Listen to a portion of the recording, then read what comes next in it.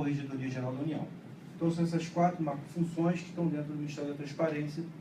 E aqui no Rio, o núcleo que eu coordeno, a gente desenvolve essas 2 macrofunções, de prevenção e de ouvidoria.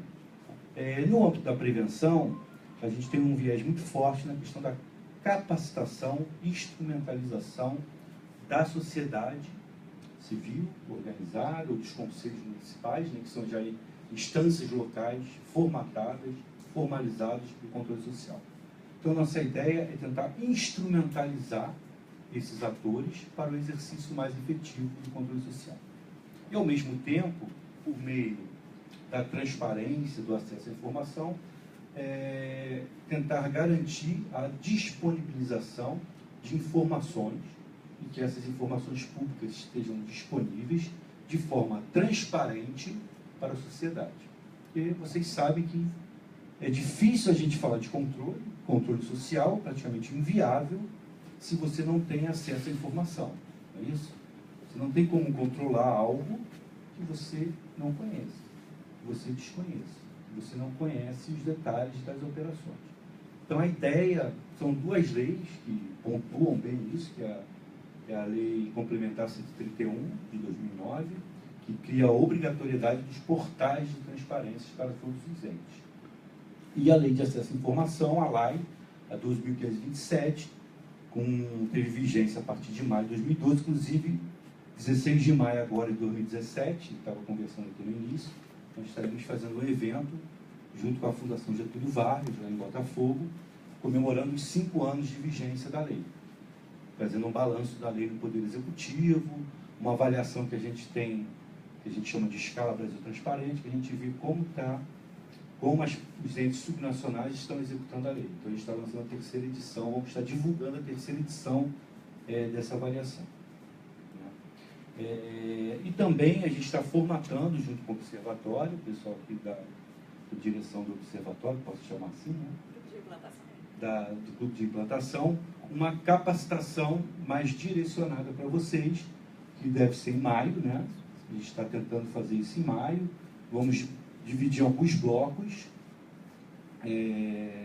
Vai ser um curso noturno, justamente porque muitos trabalham, né, no horário normal de expediente. Então, a ideia é a gente alcançar um público maior. A gente vai fazer isso à noite, em torno de 2 horas, né, em alguns dias, né? Então, a gente vai dividir alguns temas. Certamente, a gente vai tratar de transparência, né, de contratações. Então, alguns temas que sejam importantes para o exercício do controle social. Então, a ideia é essa, nosso núcleo aqui está à disposição de auxiliá-los nessa labuta, né, nesse trabalho que é muito importante, porque, na verdade, não é a favor nosso, né? Para a gente é muito importante o fomento ao controle social, porque a gente enxerga o controle social como uma ação complementar aos órgãos de controles, né? Porque nós não temos perna nem como estar em todos os lugares. Então, a sociedade, exercendo a sua cidadania, a sua, que a gente chama de democracia mais participativa, né, o seu direito, controlando os serviços públicos, né? Digamos, a usuário final controlando a utilização dos recursos. Até porque, gente, o pano de fundo disso é que o recurso público é de todos, né? Então, alguns pensavam há pouco tempo que o recurso público era da viúva, né? Isso é errado, o recurso público é de todos. Então, todos temos o dever de olhar de perto, na medida do possível, a sua aplicação.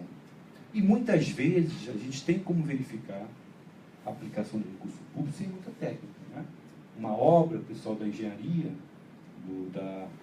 da arquitetura, às vezes você tem fraudes tão assim grosseiras, né, que só o olhar da sociedade fala, oh, poxa, peraí, aqui tinha que ter uma obra, foi transferido dinheiro e não tem nada. Então não precisa ser engenheiro nem arquiteto, né? Só ir lá, olhar em loco e ver que não tem nada. E ali você faz uma denúncia, né, e aí você está ajudando no exercício aí do seu controle social, o órgão de controle ou o próprio conselho ir lá e fiscalizar, né? Então a gente hoje já tem esses instrumentos disponíveis, né, o portal de transparência. Você pode solicitar informações públicas por meio da lei de acesso, o órgão é obrigado a disponibilizá-los no período de tempo. O tempo hoje estabelecido é 20 dias, prorrogável por mais 10, então, no período de 30 dias, o órgão é obrigado a disponibilizar as informações solicitadas para o exercício do controle social e não precisa nem você justificar o que você vai fazer com aquela informação, exceto as informações de caráter pessoal e aquelas que são classificadas como sigilosas. Então, a ideia desse curso é a gente trazer algumas técnicas de fiscalizações, algumas técnicas de consulta, como vocês podem consultar essas informações, né, de modo a instrumentalizá-las para o exercício mais efetivo do controle social. Quando a gente fala em controle social, gente, ninguém espera que vocês tenham conhecimento técnico e a experiência de um auditor, né, de um fiscal público. Muitas vezes demora anos, né, vários cursos, mas como a gente fala, às vezes um simples olhar mais aguçado, uma análise, às vezes não precisa de uma coisa, de um conhecimento tão profundo, você consegue exercer o controle social. Um outro exemplo que eu gosto de dar, por exemplo, no âmbito do portal da transparência do governo federal, você tem como obter, por exemplo, a relação nominal por município das pessoas beneficiárias do Bolsa Família.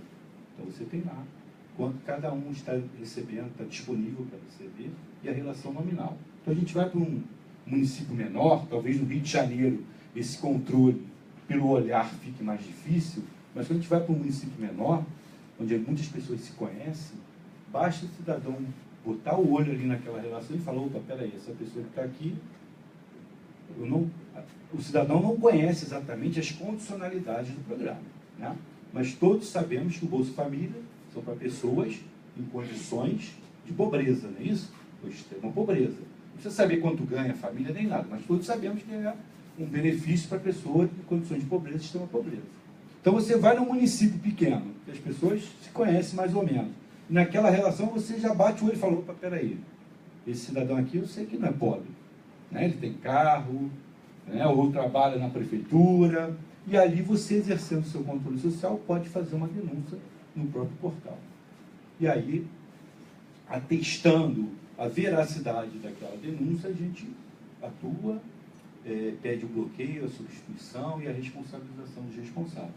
Então, assim, tem muitas coisas que um simples olhar mais atento, você consegue exercer esse seu, que a gente chama do controle social ou controle pela sociedade. Então, a ideia do curso é isso, a gente tentar mostrar os instrumentos existentes, onde vocês podem consultar as informações públicas hoje já disponível, e algumas técnicas de você conseguir ter um olhar mais aguçado, né, para fazer uma leitura mais direcionada, mais com esse olhar de fiscalização dessas informações que estão disponíveis aí nos portais e que vocês podem solicitar também por meio da lei de acesso. Tá? Então, assim, a gente vai estar à disposição, a gente vai estar fechando esse cronograma e o pessoal aqui da implantação do observatório vai estar divulgando para vocês, tá bom? Obrigado.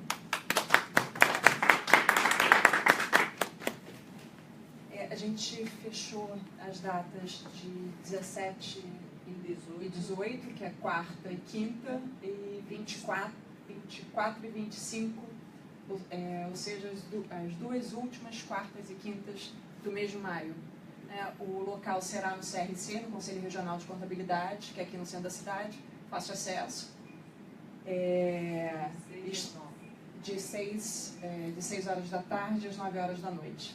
Estamos muito felizes com essa oportunidade, com essa parceria com a CGU, o Observatório Social do Brasil e o Observatório Social do Rio de Janeiro. Eles entendem que a capacitação, né, é fundamental para o bom exercício do controle social. Então, nós precisamos estar preparados para o que a gente vai monitorar. Né? Bom, fazendo o início da apresentação, eu gostaria de demonstrar a minha felicidade de estar aqui, né, nosso primeiro evento no Conselho de Arquitetura e Urbanismo, de muitos. Já trazemos no nosso histórico, né, uma parceria também bastante longeva com o Conselho Regional de Contabilidade, e assinamos também com a Ordem dos Advogados, com a OAB, que nosso próximo evento, inclusive, esse evento, sem ser de maio, em junho provavelmente será na OAB. Né? Toda a sociedade, todos os conselhos profissionais, eles são parceiros naturais, né? Até pela esse DNA de transparência, por esse DNA de querer melhorar a sociedade. E somos muito felizes de ter, já hoje, essas 3 parcerias com os conselhos profissionais. Conhecendo um pouco melhor vocês, eu tenho algumas perguntas. Quem daqui acha que o brasileiro vota mal? Não foi unanimidade. Considerando, né, que uma eleição recente nos Estados Unidos, eu acho que isso não é prerrogativa nossa, né? Mas quem considera que a única forma de atuação do cidadão é através do voto? Porque existe uma ideia um pouco geral, né, que nós temos que aprender a votar para poder ter uma melhor gestão, um melhor político nos representando, né? Quando, na verdade, o cidadão, de uma forma geral, o cidadão mais brasileiro, aprender a votar faz parte da democracia. Né? Você escolher A ou B faz parte da democracia. Você provavelmente tem uma ideia política diferente da minha. Né? Porém, você tem o direito de exercê-la, ainda que eu discorde de quem você opta. Porém, uma vez eleito, nós temos o dever e o direito a monitorar e solicitar que esse político ele exerça o cargo o qual ele ocupa de uma forma condizente com os interesses públicos. Então, votar mal ou bem é uma questão bastante subjetiva.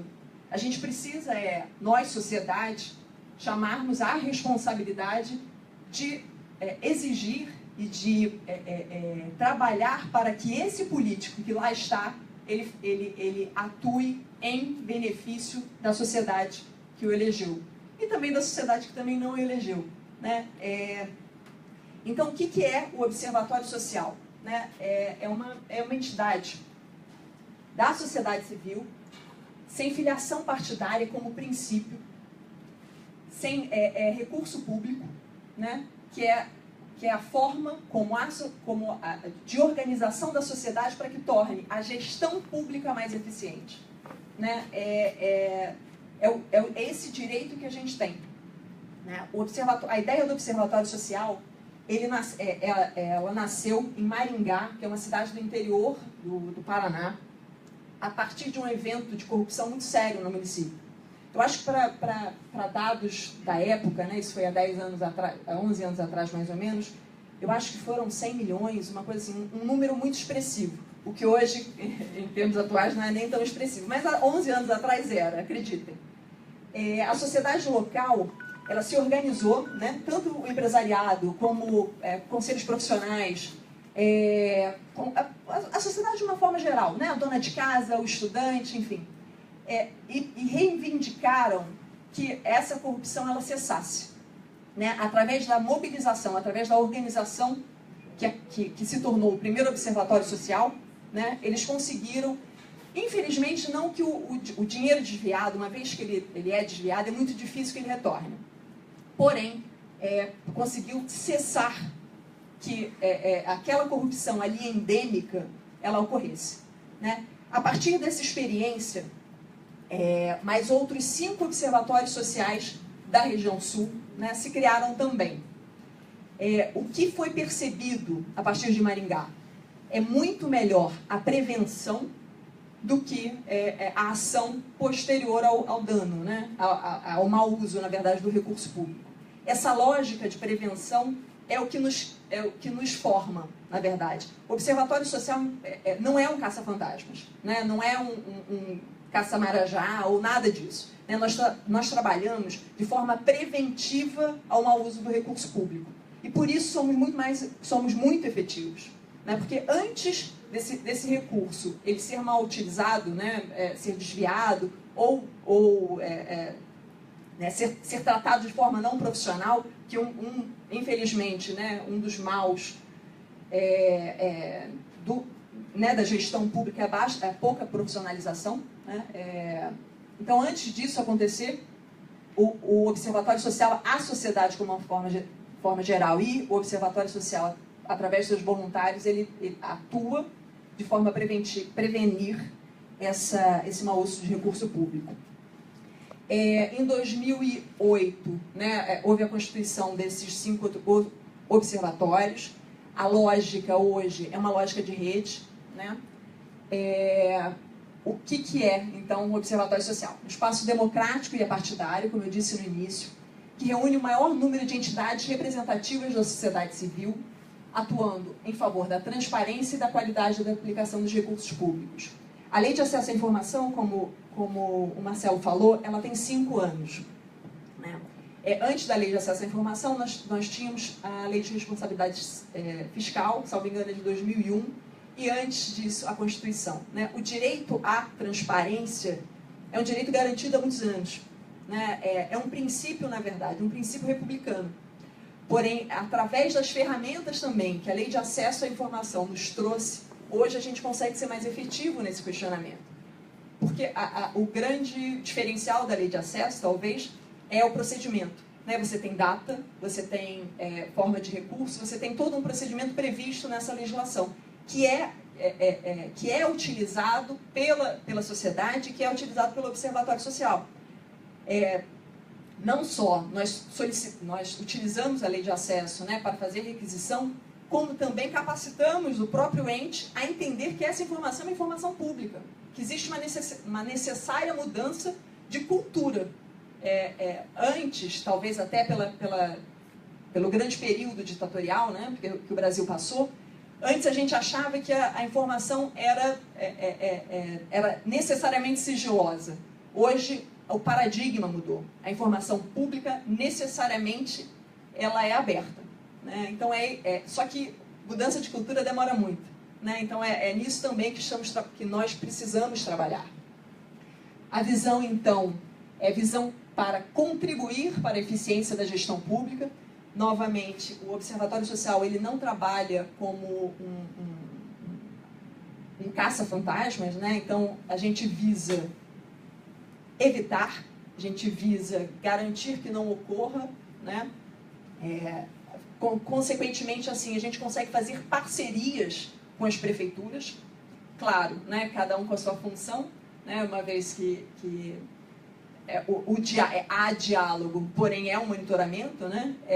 E a gente consegue auxiliar também para que as prefeituras elas melhorem a sua gestão pública. Hoje em dia, o Observatório Social, né, a rede de observatórios sociais, ela é a maior rede, maior organização voltada ao controle social e administração pública existente no país, obviamente não confessional, né, não religiosa. Entidades religiosas, elas são numericamente muito mais presentes do que o Observatório Social, mas fora as religiosas, o Observatório Social está nesse local, né? Então é exatamente essa lógica de melhoria de gestão pública que estamos querendo trazer para o município do Rio de Janeiro. Não só o município do Rio de Janeiro, mas outros municípios do estado estão em fase de implantação também. Araruama, Volta Redonda, Piraí. Como é que funciona, então, a lógica de rede? Né? Por que o Observatório Social e não qualquer outra entidade de controle social? Porque, assim como o Observatório Social, existem outros, com certeza. Por trabalhar a partir de uma lógica de rede, a gente não precisa ficar reinventando a roda. Né? Existem hoje 110 municípios com observatórios já implantados, em 19 estados distintos. Né? Então, minimamente, são 119 experiências que são trocadas através de rede, como centro, o Observatório Social do Brasil, que trabalha com uma forma de articular essa rede, né? Essa rede de observatórios, e de difundir e disseminar uma metodologia padronizada para esses observatórios. É claro que existe particularidade entre um observatório social de uma capital como o Rio de Janeiro, com 6 milhões de habitantes, e um gasto anual, por exemplo, de 2005 de 26 bilhões, do que do que Teresópolis, né? Que em relação a volume de gastos é muito menor. Né? Então, essa metodologia padronizada, ela também é adaptada, obviamente, à realidade do município. Mas você não parte do zero. Né? Então, você não precisa ficar reinventando coisas. O Observatório Social do Brasil, ele também oferece capacitação e suporte técnico aos observatórios, o que também diminui o custo do observatório, o custo de implantação e o custo de permanência dos observatórios. Não só, né, eles fornecem a metodologia, como eles capacitam. A gente tem que entender que um observatório ele é basicamente formado por voluntários, né? A mão de obra voluntária ela é uma mão de obra bastante heterogênea, porque todos podem participar do Observatório Social, desde que não tenham filiação partidária. Exatamente para a gente conseguir manter essa separação com a questão política, né? Com a questão dos partidos políticos. O Observatório Social, como hoje, né, que nós fomos... Nós hoje assinamos, né, com o Conselho de Arquitetura e Urbanismo, que é uma parceria estadual, ou seja, a partir desse acordo de cooperação assinado entre o Observatório Social do Brasil e o Conselho de Arquitetura e Urbanismo, nós podemos dar subsídio e suporte a outros observatórios do Estado, né, o que também facilita a forma de trabalho dos observatórios. Né? Então, o Observatório Social do Brasil, ele nos possibilita ter uma estrutura com um custo menor e uma estrutura profissional. Né? Quando a gente trata de controle social, a gente tem uma questão muito... motiva muito, né? Você pensar que você está agindo para que a corrupção diminua, né? Para que o dinheiro da escola chegue na escola, enfim. Mas todo o trabalho, né, do cidadão, ele precisa passar... A gente precisa ter o cuidado de não ser um caça-bruxas, não ser mal utilizado. Né? Então, a partir do momento que você tem uma linha, você tem uma metodologia, você tem uma linha de direcionamento, com código ético, com capacitação, com treinamento, a gente, na verdade, consegue chegar ao objetivo de forma eficaz, eficiente, e não como um denuncismo. Né? A gente quer que o resultado aconteça, né? E não que A ou B seja efetivamente criminalizado. Para isso existem os órgãos de fiscalização, existem os órgãos de controle específicos. A gente quer, na verdade, que a gestão melhore. E é isso que a gente quer trabalhar. Hoje, então, existe o Observatório Social em 19 estados. Né? Todos esses estados representados possuem necessariamente um observatório. Não necessariamente, não mais de um, mas um com certeza. Né? E estamos em 3 estados em articulação ainda. Ceará, Alagoas e Roraima. O Observatório Social, ele trabalha em 4 eixos principais. Gestão pública, que é, na verdade, o nosso carro-chefe, que é o nosso monitoramento da licitação desde a fase interna até a entrega do produto ou serviço, que é o que a gente consegue entregar para a sociedade de forma mais concreta, né? que é o dinheiro que deixou de ser mal utilizado, que é o dinheiro que, a partir da atuação, do monitoramento, da licitação, ele deixa, ou ele é melhor utilizado, ou ele deixa de ser desviado. Né? Mas trabalhamos também com o eixo de educação fiscal, porque o Observatório Social entende pagar tributo é necessário. A gente pode reclamar, enfim, mas faz parte do Estado. A questão é que, a partir do momento que a gente conhece como é pago esse tributo, né, o que é esse tributo, para que serve esse tributo, e passa a cobrar para que ele seja efetivamente implantado da forma correta, a gente tem uma melhor aplicação, uma melhor gestão pública. Né? Então, um dos eixos do Observatório Social é trabalhar a educação fiscal. Outro eixo que também é muito importante, e que também parte de um princípio do observatório, é o eixo de ambientes de negócio. O observatório entende que quanto maior a quantidade de participantes em licitação, melhor será a contratação.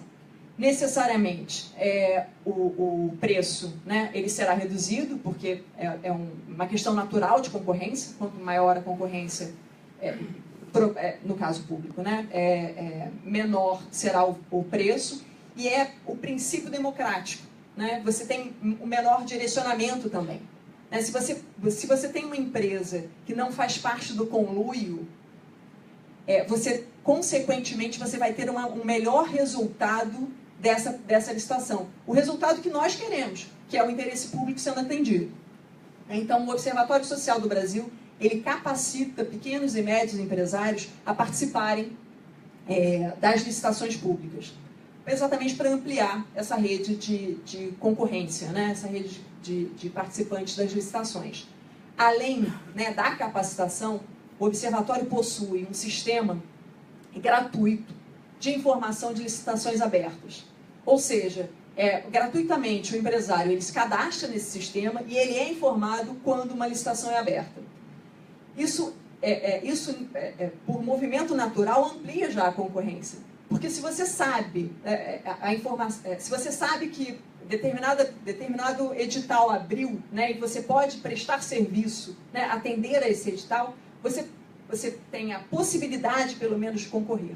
Né? Antigamente era muito comum das licitações dos editais serem colocados em locais de não muita visibilidade.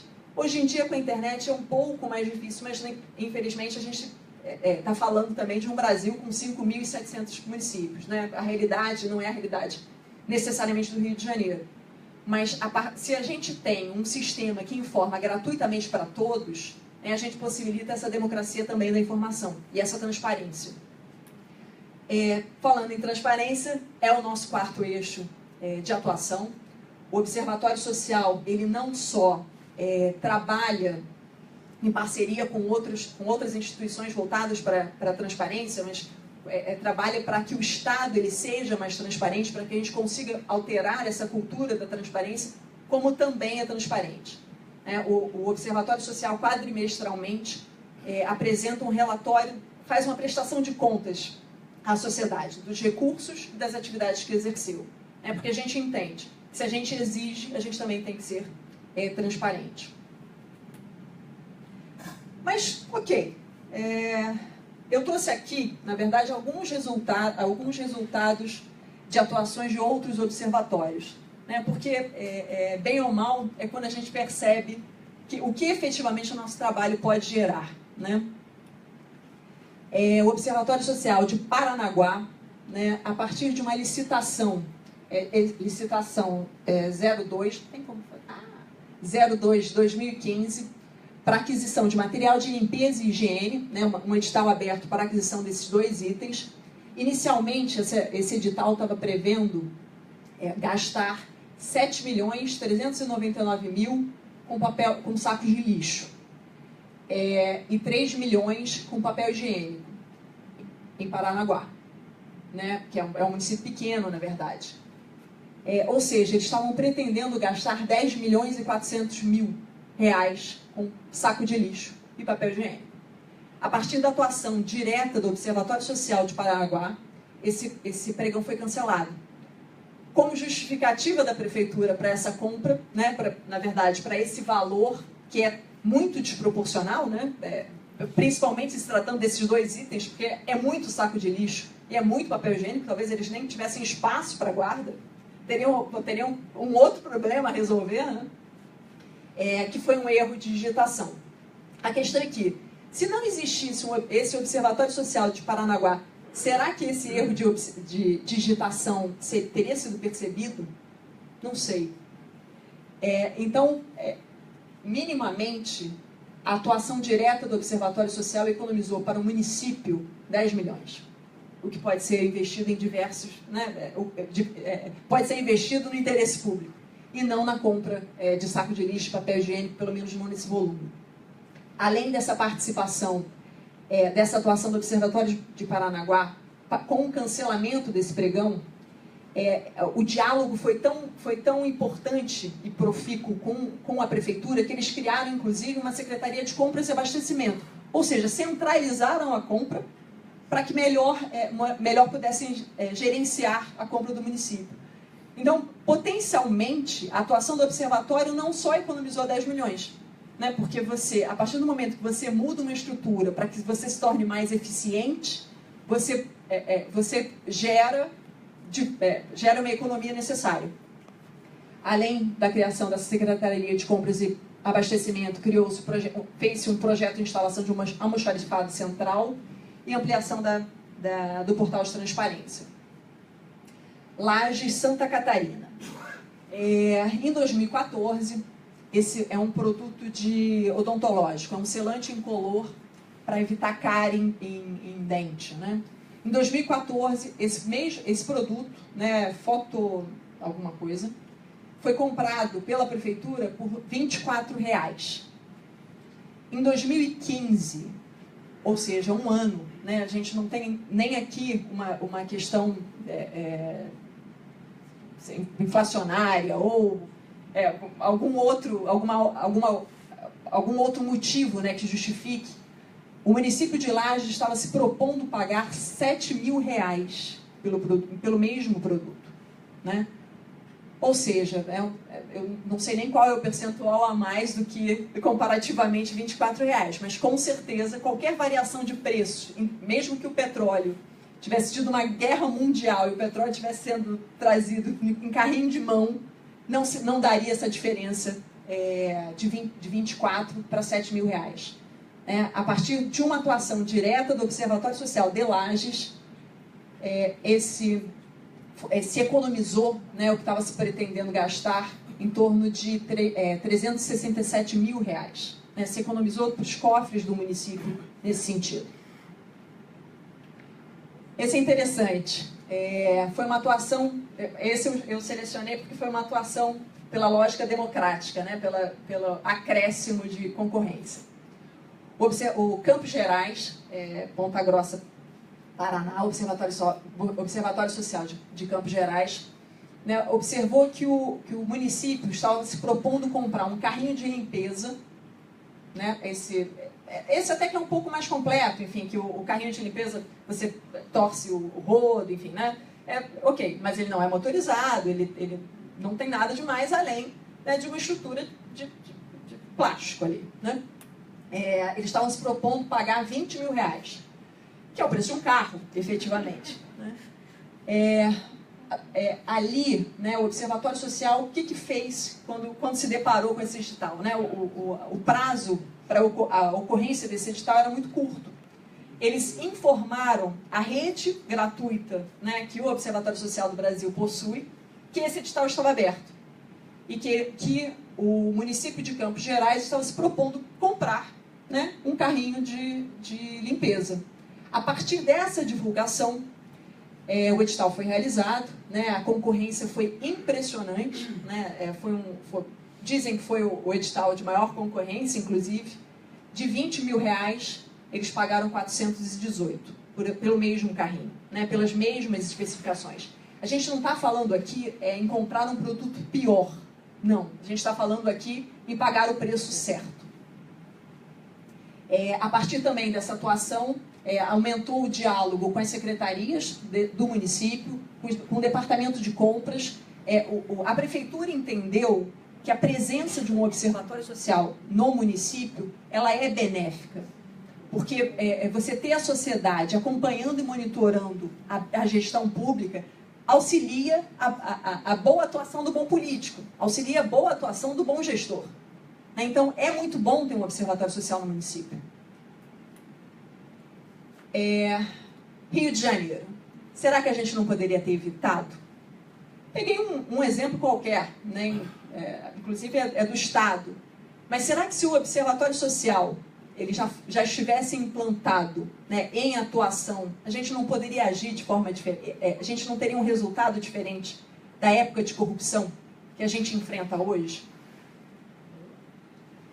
Eu pelo menos, acredito nisso. O que já foi feito até hoje? Né? O grupo de implantação do Observatório Social do município do Rio de Janeiro, ele iniciou em setembro de 2016. Nossa primeira reunião com o Observatório Social foi em setembro. Né? Desde então, nós já assinamos 4 acordos de cooperação, além dos que eu mencionei aqui. Assinamos também com a Associação Comercial do Rio de Janeiro. Estamos em diálogo constante com diversas entidades como a Casa Fluminense, como o Artigo 19, Transparência Brasil, porque trabalhar em parceria, isso torna o trabalho de todos muito mais eficiente, né? Que a gente pode se complementar. Se a gente não consegue atuar em todas as áreas, a gente em parceria pode. E a sociedade, o que também é muito interessante, né? Que você tem tanto a dona de casa, né, que nunca olhou um processo licitatório, provavelmente, como tem um expert em administração pública. Se todos estiverem, né, voltados para o objetivo de melhorar a gestão pública, a dona de casa, eu, por exemplo, não sei a diferença de uma Bertale e de um alface crespo, né, mas para ir mas para fazer o monitoramento da contratação pública de entrega de entrega de alimentos escolares, por exemplo, o conhecimento específico seria fundamental. Então, o observatório, ele não é um observatório de voluntários técnicos, necessariamente. É um observatório, uma associação, será uma instituição, será uma associação da sociedade como um todo. Porque todos podem contribuir. Nós tivemos eventos em 2016, mas eu fiz uma seleção específica de 2017, né, o que nós fizemos até agora. Fizemos uma apresentação do Tribunal de Contas do município, para a gente entender a complexidade do município do Rio de Janeiro. A gente tem que ter em mente que o Rio de Janeiro é a segunda maior capital do Brasil, né? Consequentemente, para a gente conseguir fazer um trabalho efetivo, um trabalho que dê resultado e que a gente atenda a nossa finalidade, que é melhorar a gestão pública, a gente precisa conhecer... Alô? A gente precisa conhecer como é a estrutura do município, né? Fizemos também a apresentação da Controladoria Geral do município, uma reunião de apresentação com a Secretaria de Relações Institucionais em março, uma reunião de apresentação com um coordenador de licitações da Secretaria de Saúde. Foi uma reunião bastante interessante, porque não só ele apresentou a estrutura da Secretaria de Saúde, como também iniciou o diálogo para o melhor monitoramento do observatório uma vez implantado, né? Então já estamos nos aproximando já de uma segunda reunião para saber como proceder, né? Como implantar efetivamente, como realizar essa parceria, né? Como a gente pode auxiliar a Secretaria de Saúde, nesse caso específico dessa reunião, a ser mais eficiente, a nos dar um produto melhor de interesse público. Nós participamos do plano de metas do município do Rio de Janeiro, em parceria com a Casa Fluminense. Assinamos também o documento de avaliação de transparência do município do Rio. Fizemos um levantamento preliminar da participação de ME e EPP na contratação do município e das ferramentas de transparência, porque se um dos eixos de trabalho do observatório é a capacitação do pequeno e médio empresário, a gente precisa saber qual é a participação dele, até para a gente conseguir atuar, né? Então, esse trabalho, apresentado em fevereiro de 2017, foi nesse sentido. E fizemos uma apresentação na Assembleia Mensal do Conselho Municipal de Assistência Social sobre a Lei de Acesso à Informação. Aproveitando uma questão técnica ali para eles, né, sobre a Lei de Acesso à Informação para o terceiro setor, que existe questões específicas do terceiro setor previstas na lei, a gente também aproveitou e apresentou o Observatório Social. Ou seja, só é possível monitorar de forma eficaz aquilo que se conhece. É isso que a gente está tentando, né? A gente está tentando conhecer o município do Rio de Janeiro, para uma vez implantado, a gente consiga atingir ao nosso objetivo, que é melhorar a gestão do município. O Observatório Social, ele oficiou toda a prefeitura para apresentar o que é o projeto, né? O projeto do Observatório Social, e para entender a estrutura. Nós já temos duas reuniões marcadas na semana que vem. Uma reunião com não vou me lembrar agora, mas nós já temos duas reuniões e estamos monitorando esse ofício. esses ofícios, né, para conseguir efetivamente essas reuniões de apresentação e de conhecimento, assim como iniciaremos em maio a capacitação do voluntariado, né? Ou seja, uma vez implantado, a gente já terá pelo menos percorrido um bom caminho, né, que é conhecendo o município e capacitando o nosso voluntariado. Mas o que a gente tem como projeto? Né? Assim, o Observatório Social do município do Rio de Janeiro ainda não começou. Né? Então, tudo que a gente está se preparando... na verdade, o Observatório está tomando sustagem. Né? Ele está ganhando corpo. Ele está se preparando para o desafio que terá. Né? Mas, ao mesmo tempo, a gente também pensa em atuações. Opa, voltei. Uma atuação, né, que o Observatório Social do município do Rio de Janeiro será piloto é o monitoramento da alimentação escolar. Né? Hoje, dentro do nosso voluntariado, nós temos 2 conselheiras do Conselho de Alimentação Escolar do município e do Estado. Né? A gente tem um diálogo muito próximo com o Conselho de Alimentação Escolar do município do Rio de Janeiro. E a gente entende que o Observatório pode atuar, pode melhorar muito, né, todo o processo de contratação e de concretização da alimentação escolar, né, que antigamente era merenda. Merenda, na verdade, denuncia idade, né? Esse projeto piloto, né, o que será? Né, a gente vai monitorar desde a fase interna, ou seja, desde a fase licitatória dos alimentos escolares, da alimentação escolar, até a concretização do prato do aluno, através de um aplicativo, né, do aplicativo EMUD, que nós hoje, o EMUD já assinou um acordo de cooperação com o Observatório Social do Brasil. Então, é uma ferramenta que poderá ser utilizada pelo Observatório. Consequentemente, também trabalharemos com capacitação dos voluntários para o uso. Mas quais são as etapas? Né? Primeiro, definição de mote. Por quê? O município do Rio de Janeiro possui 1.450 entidades escolares, entre creche, EJA, enfim, né? É um volume muito grande, porque demonstra a complexidade do próprio município, né? Nós definimos como início, né, a segunda CRE, que é um conselho regional de educação menor, né? São 152 colégios.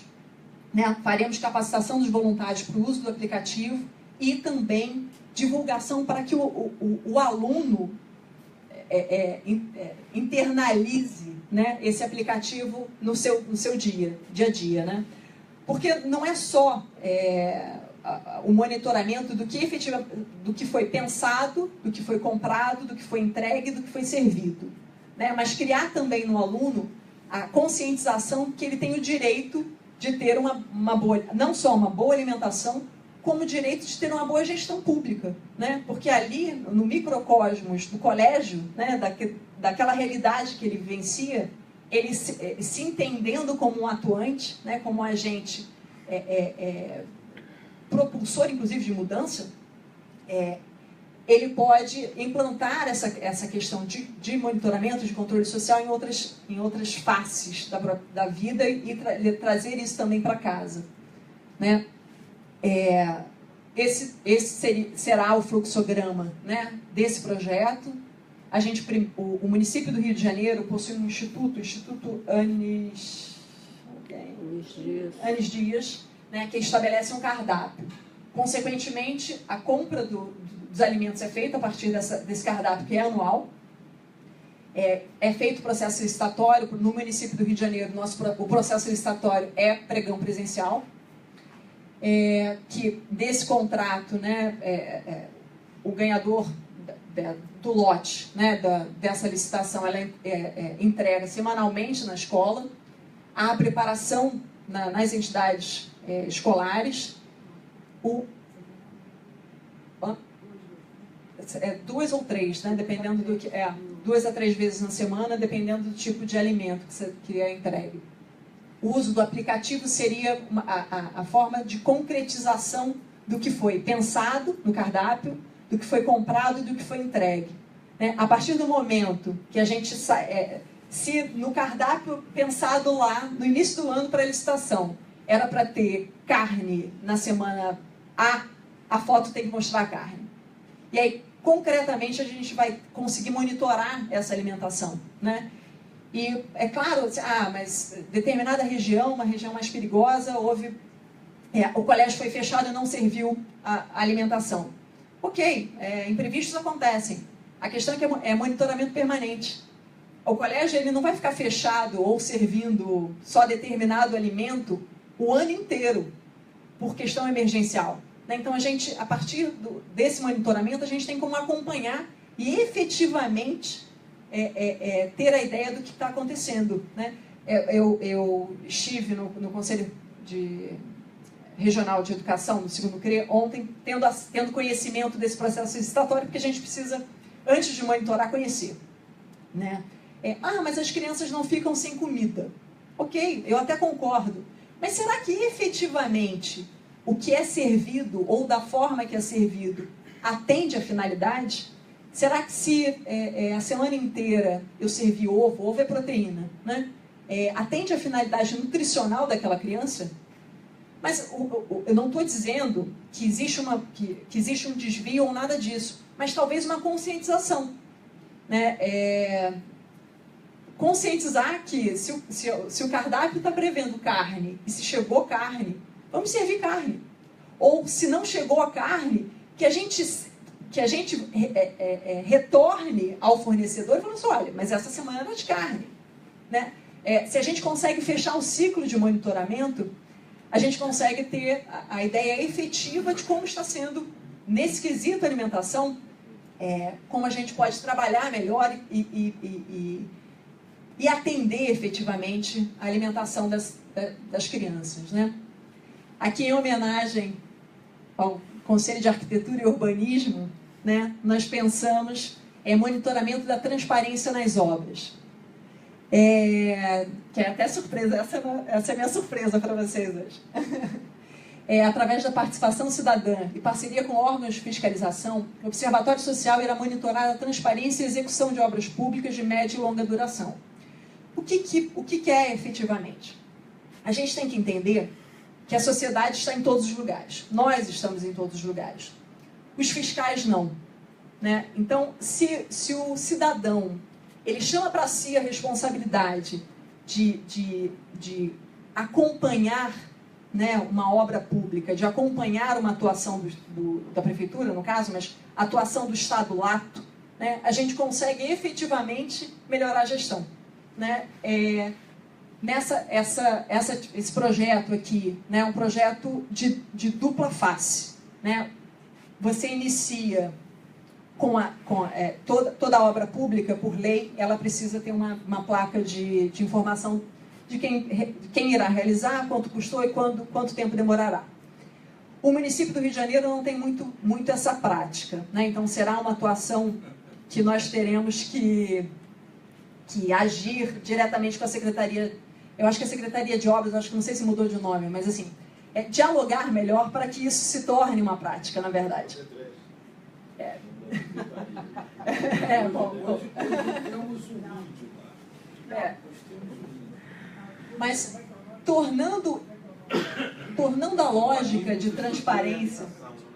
Urbanismo, infraestrutura e habitação. Mas tem também a Rio Urb, que é responsável por obras.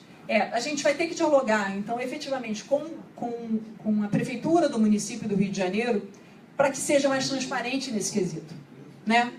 Mas ok, considerando que isso será um trabalho prévio, né, da nossa reunião com eles, uma vez estabelecida a obra, né, e divulgada, né, através de placa, através de uma comunicação com o cidadão, nós trabalharemos com o nosso voluntariado para que ele mande fotos para o observatório, né? Ou seja, determinado, a gente não tem como estar em todos os lugares, nós, observatório, estrutura, mas nós, observadores, temos, né? Então, o observador, ele entrará em contato com o Observatório Social, né, através dessa foto. Surgiu uma placa nova, enfim, né? E a gente vai monitorar essa placa, né? Se essa placa possui todas as informações, se as informações estão corretas, né? E, consequentemente, o que ela está ali transparecendo. Porque se a obra ela é para iniciar em janeiro, a gente tem que saber por que não iniciou, né? E perguntar, né? Não é denunciar necessariamente, né? Porque muitas vezes a obra estava com uma previsão orçamento, estava com uma previsão de início para janeiro, mas houve enfim, uma eventualidade e teve que postergar. Enfim, ok. Tudo é possível desde que tenha justificativa. E a partir do momento que a gente monitore, né, a transparência das obras, eu acho que também mudará a cultura do próprio cidadão carioca. Né? Porque, e fora o fato que você vai estar ali lidando diretamente no seu bairro. Né? É a obra da sua rua, enfim. Né? Nós poderemos atingir e chegar a um grupo muito maior, né, de cidadãos que podem participar e podem ser observadores. O Observatório Social não possui a pretensão de ter todos, mas se a ideia do Observatório Social chegar a um número considerável de pessoas, né, se a nossa mosquinha do controle social morder, a gente com certeza melhorará a gestão pública. Como segundo projeto também é a capacitação de ME e PP, mas de forma segmentada. Ou seja, a partir daquele levantamento inicial, nós identificaremos, né, quais as áreas com menor participação por segmento e atuaremos junto ao Sistema S, né, e às associações comerciais para que haja um fortalecimento desse segmento na participação de licitação pública. Né? Então, essa forma de atuação consequentemente, também aumentará a concorrência das licitações públicas hoje existentes. Eu já ouvi algumas vezes, né? Mas é só... O empresário, na verdade, ele é um forasteiro. Mas que tenhamos forasteiros capacitados, né? E que podem trazer para a gente ideias novas para que essa estrutura hoje ela possa também ser melhorada. Enfim, então o Observatório Social do município do Rio de Janeiro, ele também terá como atividade a capacitação para a participação em licitação. O que falta para a gente? Né? Como eu disse, o Observatório Social do município do Rio de Janeiro está em fase de implantação. Né? É um projeto que ele já vem desde setembro, né? Ou seja, é um projeto de 7 meses e que vem ganhando corpo, né, através de diálogo com a prefeitura, através de diálogo com outras entidades, através de diálogo com conselhos profissionais, mas que necessariamente precisa de autonomia financeira. Né? Então, para o Observatório Social, hoje, deixar de ser um sonho e partir para a ação, partir para a prática, né, para a implantação do que a gente se propõe, do que estamos nos preparando, a gente precisa de autonomia financeira, seja ela através de contribuição de pessoas físicas ou pessoas jurídicas. Então, essa é a nossa fase hoje. Nós precisamos efetivamente de contribuição. Né? Nós precisamos de recursos, porque o observatório ele não pode ter contribuição de pessoa, de ente público, né? O que é um grande impedimento. A gente não utiliza leis de incentivo fiscal, porque é dinheiro público também, né? Mas, ao mesmo tempo, a contrapartida que esse investimento privado, né, seja de pessoa física ou pessoa jurídica, a contrapartida para a sociedade, né, o ganho que a sociedade terá, ela é incomensurável. Né? A gente não tem hoje como analisar efetivamente o ganho que o município do Rio de Janeiro terá com a implantação do Observatório Social. É sabido, por experiência de outros observatórios, que a cada R$1 investido no observatório, R$17 são economizados. Né? Então, já são números expressivos. E uma vez implantado no município, a partir também do volume de recursos, né, que o município do Rio de Janeiro ele age, ele possui, né, pela complexidade, enfim, só em 2015 foram 26 bilhões. Se, pela experiência de outros observatórios, a gente conseguir economizar 10% disso, é bastante significativo. Né? Enfim, então, é nessa fase que estamos e, efetivamente, contamos com todos. Né? O Observatório Social ele precisa ser uma realidade, porque o Rio de Janeiro precisa de um Observatório Social. E nesse sentido, gostaria de agradecer a todos, além das atividades, né, que foram demonstradas aqui. O Observatório Social está abrindo inscrições para participação de voluntários para fazerem visitações em empresas, em sindicatos, enfim, para apresentar o projeto e para também buscar angariar angariar mantenedores, né, angariar recursos. Nesse sentido, quem tiver interesse e puder, por favor, entre em contato conosco, que a gente vai oferecer capacitação, né, porque, afinal de contas, a gente, para poder vender a ideia, muitas aspas, né, a gente precisa treinar também, porque é o que pode ser falado, qual o diálogo que pode acontecer ali. Estamos, então, nessa fase. Gostaria de agradecer a presença de todos, gostaria de agradecer mais uma vez a recepção do Conselho de Arquitetura e Urbanismo. É uma parceria nova, mas é uma parceria que trará excelentes resultados, eu não tenho dúvida disso. Muito obrigada e bom retorno a todos à casa.